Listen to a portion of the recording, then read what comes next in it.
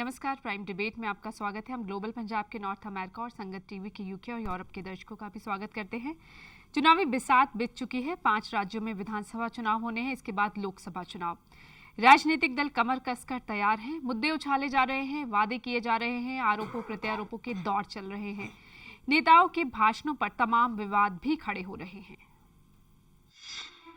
कांग्रेस उपाध्यक्ष राहुल गांधी मुजफ्फरनगर दंगा पीड़ितों के बारे में अपने एक बयान को लेकर विवादों में फंस गए हैं। भाजपा ने राजस्थान और मध्य प्रदेश में राज्य चुनाव आयोग से राहुल गांधी की शिकायत की है कि राहुल गांधी मुजफ्फरनगर दंगे पर बयान देकर 2 समुदायों में तनाव पैदा करने की कोशिश कर रहे हैं। दरअसल भारतीय जनता पार्टी पर चुनावी फायदे के लिए मुजफ्फरनगर में पिछले महीने सांप्रदायिक दंगे भड़काने का आरोप लगाते हुए कांग्रेस उपाध्यक्ष राहुल गांधी ने गुरुवार को इंदौर में एक चुनावी रैली में कहा था कि उत्तर प्रदेश के इस शहर के दंगा प्रभावित मुस्लिम युवाओं को पाकिस्तानी खुफिया एजेंसी बरगलाने की कोशिश कर रही है। और उन्होंने मुझे बताया, देखिए राहुल जी, यहाँ हमारी कोई दुश्मनी नहीं है, यहाँ लड़ाई करवाई गई है, यहाँ लड़ाई करवाई गई है, यहाँ आग लगाई गई है। मेरे कमरे में ऑफिस में एक पुलिस का अफसर आया, इंटेलिजेंस का, और मैंने उससे पूछा, भैया बताओ क्या हो रहा है। और वो कहता है कि राहुल जी, मैं आपको क्या बताऊं, मुजफ्फरनगर में जो आग लगी है, ऐसे 10-15 लड़के हैं, मुसलमान लड़के हैं, जिनके भाई बहनों को मारा गया है, और पाकिस्तान से लोग उनसे बात करना शुरू कर रहे हैं। पाकिस्तान की इंटेलिजेंस एजेंसी के लोग उन लड़कों से बात करना शुरू कर रहे हैं। इससे पहले बेहद जज्बाती अंदाज में राजस्थान दौरे के दौरान राहुल गांधी ने अपनी दादी और पिता को याद करते हुए यहां तक कहा कि उन्होंने मेरी दादी को मारा, मेरे पापा को मारा और शायद मुझे भी मार डाले, लेकिन मुझे इससे फर्क नहीं पड़ता। अपने एक भाषण के दौरान राहुल ने अपनी मां सोनिया गांधी की बीमारी का भी जिक्र किया था। वहीं उत्तर प्रदेश के झांसी में भाजपा के प्रधानमंत्री पद के उम्मीदवार नरेंद्र मोदी राहुल गांधी पर जमकर बरसे। मोदी के भाषण की शुरुआत से आखिर तक निशाने पर राहुल गांधी ही रहे। नरेंद्र मोदी ने उन पर आंसू बहाने का ताना मारा तो मुजफ्फरनगर के दंगा पीड़ित युवकों के आईएसआई के संपर्क वाले बयान पर राहुल गांधी से माफी मांगने को कहा। शाहजादे साहब, आपका जिम्मा है कि आईएसआई, ये पाकिस्तान की खुफिया एजेंसी, हिंदुस्तान के उन कौन नौजवानों के साथ जुड़ी हुई है, उसके नाम घोषित करो, और अगर नाम नहीं है, हिंदुस्तान के उन नौजवानों की आप सार्वजनिक रूप से माफी मांगो। उन्होंने कहा कि जब मेरी दादी मर गई, मुझे बहुत गुस्सा आया। मैं शाहजादे को पूछना चाहता हूं, ये सच है कि सभी कांग्रेसियों को गुस्सा आया था? क्या ये सच है कि आपने और आपकी पार्टी के लोगों ने उस गुस्से में हजारों सिखों को जिंदा जला दिया था, हजारों सिखों को मौत के घाट उतार दिया था, और आज तक एक को भी सजा नहीं हुई? 5 राज्यों में विधानसभा चुनाव के बाद आम चुनाव होने हैं। जोर शोर से रैलियां हो रही हैं, आरोपों प्रत्यारोपों के दौर चल रहे हैं, लेकिन इन आरोपों प्रत्यारोपों के बीच आम आदमी जो गरीबी, महंगाई और भ्रष्टाचार से जूझ रहा है, उन मुद्दों का क्या? इसी मुद्दे पर चर्चा करेंगे। हमारे साथ कांग्रेस नेता एचएस लक्की स्टूडियो में मौजूद है। चंडीगढ़ के डिप्टी मेयर भी रह चुके हैं। चंडीगढ़ नगर निगम में भाजपा पार्षद अरुण सूद भी हमारे साथ हैं। साथ ही वरिष्ठ पत्रकार विजय सहगल जी भी हमारे साथ हैं। सहगल साहब, आपके साथ ही इस चर्चा की शुरुआत करना चाहूंगी। किस तरह से देखते हैं आप राहुल गांधी के भाषणों पर, क्योंकि विवाद काफी हो रहा है? देखिए, 2 बातें तो बड़ी साफ हैं कि मैं उसके मूल पे जाना चाहता हूँ। जो भाषण में कहा जा रहा है, आरोप प्रत्यारोप दे रहे हैं या जवाबी हमले हो रहे हैं, वो अलग है। लेकिन ये लगता है कि राजनीति जो है आज कहीं और जा पहुंची है। जी। मतलब वो राजनीति देश के व्यापक हितों के बजाय निजी हितों की तरफ जा रही है। सिर्फ सत्ता हासिल करने की हाँ, कोशिश के लिए रह कुछ गई भी है। कर दिया जाए, कोई भी कह दे। मैं किसी ABCD पार्टी की बात नहीं कर रहा हूँ, जनरल बात कर रहा हूँ। जी। वो जो स्वच्छता थी, जो अच्छे मुद्दों को लेकर हम चल रहे थे, जो आप यू कुड एजुकेट दी, आपके जो मतदाता थे उनको एजुकेट कर सकते थे, आप एजेंडा बयान कर सकते थे, उसकी बजाय आज ये हो रहा है। और राहुल गांधी को लेके जो दो एक बयान हुए हैं, एक तो मुजफ्फरनगर की बात है और वहाँ दंगे हुए, इस पर बहुत कुछ हो चुका है, बहुत विवाद हम लोगों ने भी बड़ा डिस्कस किया है जी। लेकिन मैं ये समझता हूँ कि इस कद के नेताओं को, जैसे कांग्रेस के लोग उनको बड़ा शीर्षस्थ मानते हैं, वह वो हैं भी, तो एक अपनी बात में एक वजन होना चाहिए। ये बात बिल्कुल सही है। ये कहा जा रहा है कि मुजफ्फरनगर में ऐसा हुआ, मुजफ्फरनगर में कुछ युवकों को शब्द से बरगलाया जा रहा है, ISI। मेरा सवाल, मेरा प्रश्न ये है कि अगर सरकार को ये मालूम है या था तो सरकार कहाँ तक सोई रही? जो आज पाकिस्तान के बॉर्डर पे हो रहा है या और जगह हो रहा है, तो इससे तो लगता है कि हम बिल्कुल बेखबर हैं, हमें सिर्फ वोटें नजर आ रही हैं, हमें सिर्फ अगले चुनाव नजर आ रहे हैं। We don't have any priorities. और दूसरी बात जो है उस पर, जिस पे काफ़ी हंगामा मचा है, अब वो एक बात हमें नहीं भूलना चाहिए कि कोई भी नेता हो, चाहे मोदी की बात हो, राहुल गांधी की बात हो, कि जब हम उन्हें बयान देते हैं तो आप ये सोचिए क्या कह रहे हैं। हाँ, पूरे देश की नजरें हाँ, आप पर टिकी अब हैं। वो, हाँ टिकी हैं। अब एक बात को मैं मानता हूँ कि इंदिरा गांधी की हत्या हुई तो प्रधानमंत्री थी, देश की प्रधानमंत्री थी, वो हुआ। अब आप वो अलग ढंग से कह रहे हैं, कहा तो राहुल गांधी ने मेरी माँ की हत्या हुई थी और मेरे पिता की हुई, मेरा क्या होगा, तो ऐसा है। तो मेरा सबसे बड़ा प्रश्न है कि क्या राजनीति को हम इतना हल्के उतार के चलेंगे? ये प्रश्न है। जी, लकी जी आप क्या कहेंगे? क्या जो जज्बाती होकर भाषण दे रहे हैं, क्या मुद्दों की राजनीति से मुंह मोड़ रही है कांग्रेस? नहीं, ऐसी कोई बात नहीं है। मुद्दों की पूरी राजनीति, आज तक कांग्रेस जो है हमेशा मुद्दों की राजनीति करनी आई है। जहां तक जज्बाती होकर भाषण देने की बात आपने कही है, मैं नहीं समझता कि जज्बाती होना गलत बात होती है। अगर कोई व्यक्ति जज्बाती है तो मैं समझता हूं कि वो दिल का अच्छा व्यक्ति होता है, जो अपने जज्बात के साथ बात करता है। और अगर राहुल गांधी ने भी बात की है, राहुल गांधी ने अपनी वस्तु स्थिति को यहां पर स्पष्ट किया है कि वो कैसा महसूस कर रहे थे। उन्होंने एक जिक्र किया है घटना का जिसका इतिहास के अंदर बहुत मुजफ्फरनगर वाले दंगों पर उनके बयान को लेकर आप क्या कहेंगे? नहीं, मुजफ्फरनगर में अगर उनको जिस तरह की फीडबैक आई, जिस तरह से कुछ मुस्लिम लोग वहां पर उनसे मिले, उन्होंने उनको बताया, और जिस तरह से कह रहे हैं कि इंटेलिजेंस ऑफिसर भी कोई उनको मिला, और कुछ लोगों को मैंने ये भी प्रश्न उठाते देखा कि जी इंटेलिजेंस ऑफिसर किस कैपेसिटी में उनको मिल गए। हाँ। उन लोगों को ये नहीं भूलना चाहिए कि राहुल गांधी भी इस देश के एक इलेक्टेड मेंबर ऑफ पार्लियामेंट है।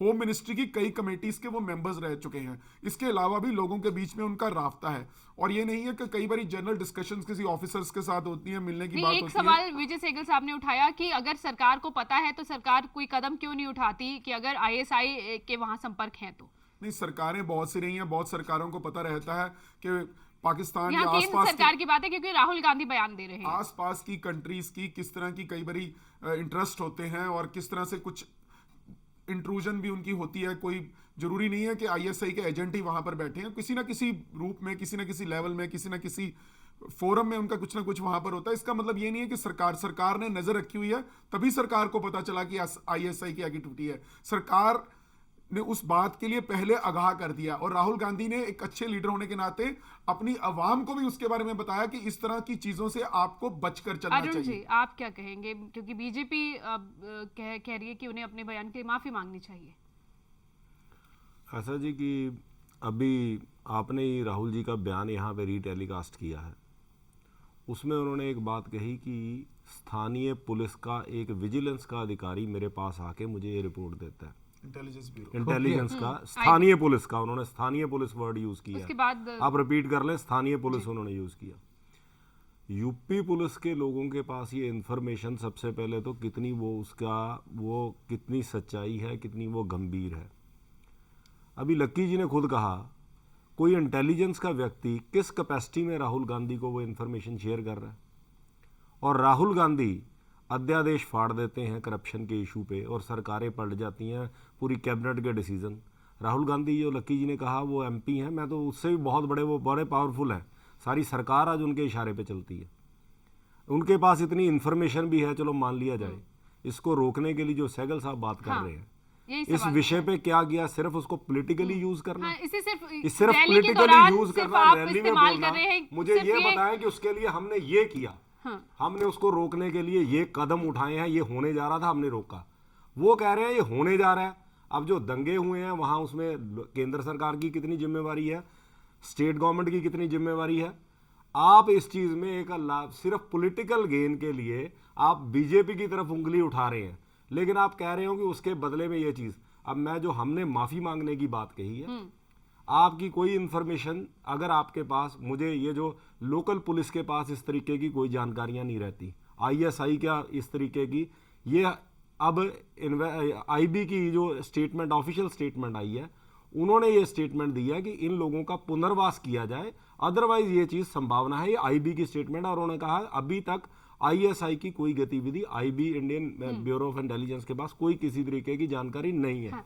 और मैं सिर्फ अपनी बात जी, अब इतनी ये टोटल कॉन्ट्राडिक्टरी स्टेटमेंट है सरकार की जो इंटेलिजेंस एजेंसी है, और ये जो बयान दे रहे हैं ये बड़ा गैर जिम्मेदाराना बयान है, और सिर्फ इमोशंस के साथ खेलने का, और मुसलमानों के साथ भी एक बहुत बड़ा धोखा है।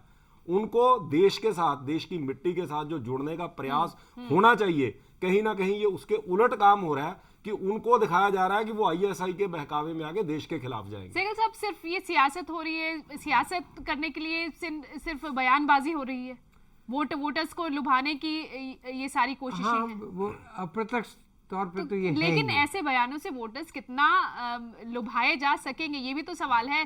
जनता चाहती है कि भ्रष्टाचार का मुद्दा है, महंगाई का मुद्दा है, बेरोजगारी मुद्दा है, अशिक्षा मुद्दा है, बिल्कुल।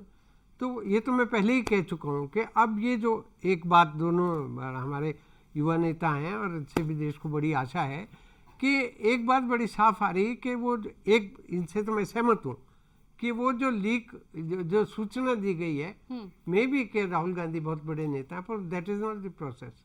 ये प्रोसेस नहीं है। इस तरह की सूचना, इस तरह की जानकारी होती है तो बड़ी गोपनीय दी जाती है, फिर उस पर कार्रवाई होती है, और उसको एकदम से आप पब्लिक कर रहे हैं।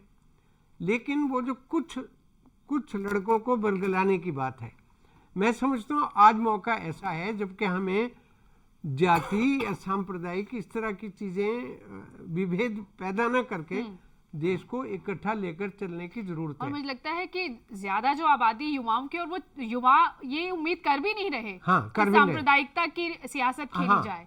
तो ये अब मोदी जी के उसमें देखिए, रैलियों में हमने इसमें डिस्कस भी किया था, टोपियां लगाई गई, ये दिखाया गया कि मुस्लिम्स भी हमारे यहाँ हैं, हम उनको, हमारे वो शरीक हो रहे हैं।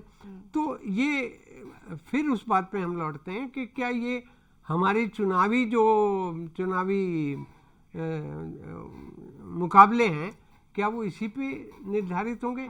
पर ये आप मान के चलिए कि देश का जो मतदाता है वो आज बहुत सुलझा हुआ है, वो हर कहानी को समझता है, वो इन चीजों में आने वाला नहीं है। पिछले 5 सालों में अब के मतदाता में मुझे लगता है ज्यादा जागरूक हुआ है और ज्यादा सूझबूझ वाला है। हम ये उम्मीदें नहीं कर सकते जो 5 साल पहले या 10 साल पहले सोच थी वही रही होगी, ये सोच बदली होगी। इस पर भी चर्चा करें थी। लक्की जी, आप आर्थिक मुद्दों की बात करते, क्यों नहीं फिर महंगाई, भ्रष्टाचार जैसे मुद्दे उनके भाषणों में होते हैं, क्यों बच रहे हैं? ऐसी बात नहीं है। जहां तक आप कह रहे हो कि मुद्दों की बात, राहुल गांधी अपने भाषण में हमेशा कहते हैं, अगर आप उनके भाषण का अध्ययन करेंगे तो वो हमेशा मुद्दों पर बात करते हैं। उन्होंने कहा कि अधिकार की लड़ाई हमें इस देश को लड़नी है। उन्होंने कहा कि कांग्रेस सरकार ने राइट टू इंफॉर्मेशन दिया सबसे पहले।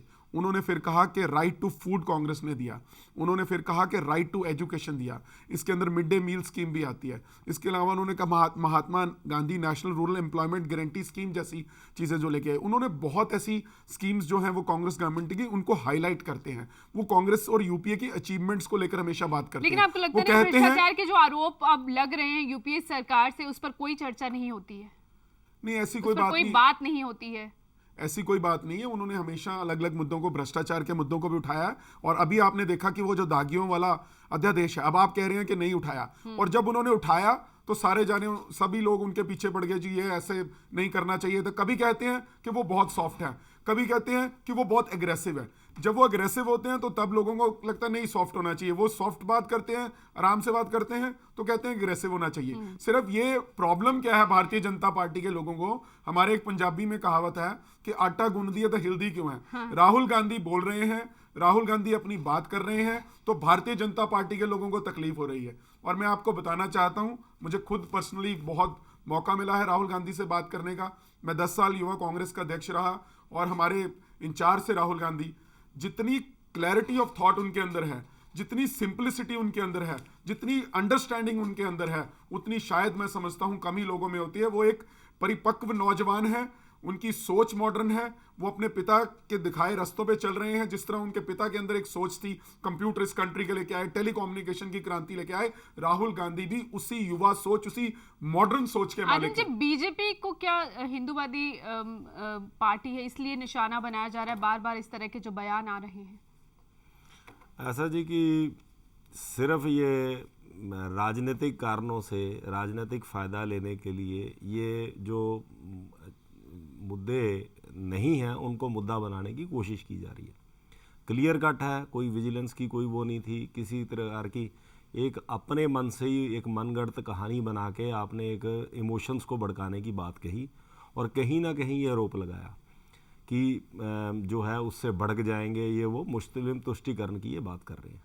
दूसरी तरफ जो है, अब एक बयान एक आता है, उससे पहले जो राजस्थान में बयान आया कि मेरी माँ मर गई, मेरे पिताजी मर गए, दादी मर गई, मेरे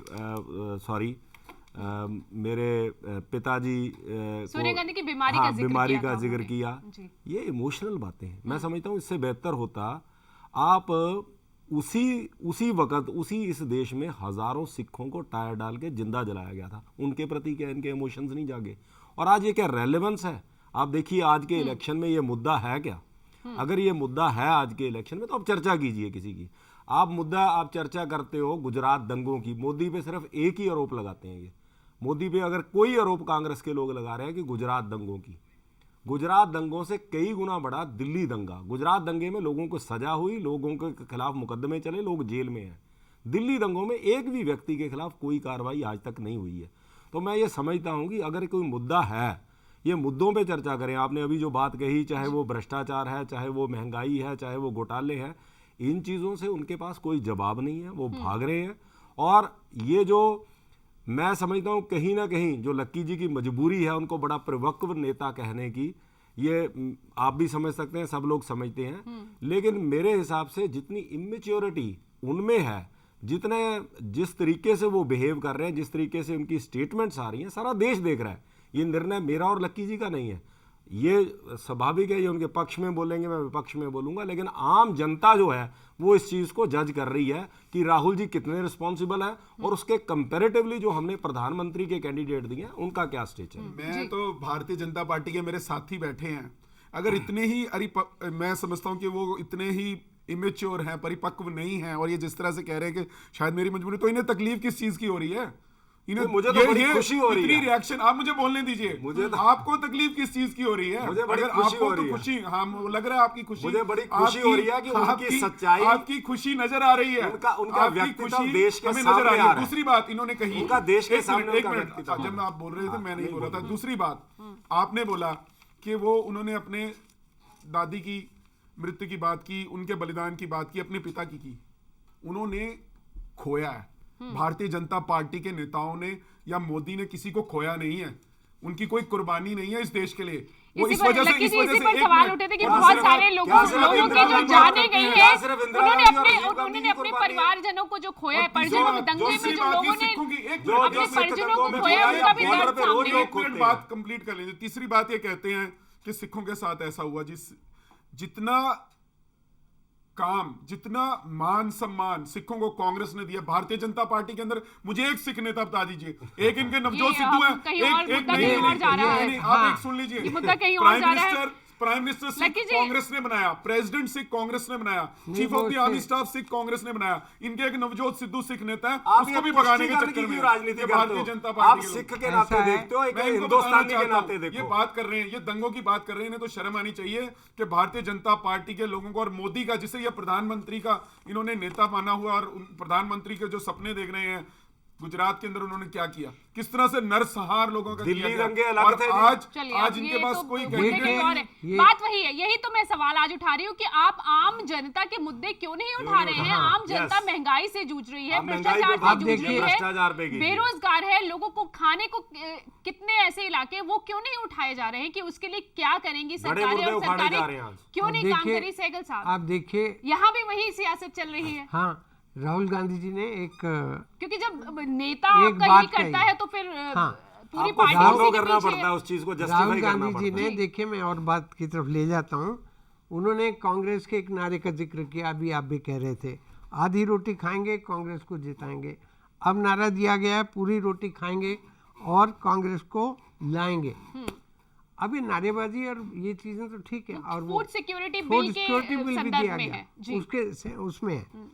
लेकिन यहाँ भी ये सवाल उठता है कि अभी अब पूरी रोटी और उसकी, यानी कईयों को तो बेचारों को 2 जून की रोटी नसीब नहीं। किसी पार्टी की बात नहीं मैं कर रहा हूँ, देश की समूची आर्थिक व्यवस्था की बात करता हूँ, जिसकी तरफ भाजपा कल को अगर आप सत्ता में आते हैं, आप आते हैं, जैसे पूरी कोशिश हो रही है, तो ये तो सबसे बड़ा फोकस भुखमरी तो में 63वें यही। नंबर पर है हमारा देश। और भ्रष्टाचार में 40% 5 साल से कम के बच्चे जो हैं वो कुपोषण के शिकार हैं, उन पर बात क्यों नहीं हो रही? इसीलिए फूड भ्रष्टाचार सिक्योरिटी में- एक्ट है, जिसे भारतीय जनता पार्टी ने अभी- अपोज किया। अभी- इसीलिए ये लकी फूड जी, आप सिक्योरिटी फैक्ट्स एक्ट में बात लेकर किया आए करो, थे। भारतीय जनता पार्टी ने अपोज किया। आप ये बिल्कुल क्योंकि सेंसिबली पार्लियामेंट के अंदर आप चलने नहीं दे रहे थे पार्लियामेंट, और चलिए जिस अब तो तरह वो से आ ही गया है सहगल साहब। हाँ। जी। आप बचपने वाली बातें ना नहीं, करें। मैं राहुल तो- गांधी मैं- वाली मैं बात यही राहुल कह रही हूँ। गांधी वाली बातें आम आप जनता बचपने वाली से- बातें आपके आपके लीडर लोग लोग कर रहे हैं, आपके तो नेता आपके कर रहे हैं, स्टेटमेंट आप कर दे रहे हैं। मैं यही बचपने बात वाली कह रही हूँ कि देखिए, आम जनता से जो आपको- मुद्दे सरोकार रखते हैं उन पर बात क्यों नहीं होती? वो आपको कहना पड़ेगा। और मुझे ये लगता है कि अभी लोकसभा इलेक्शन से पहले हमारी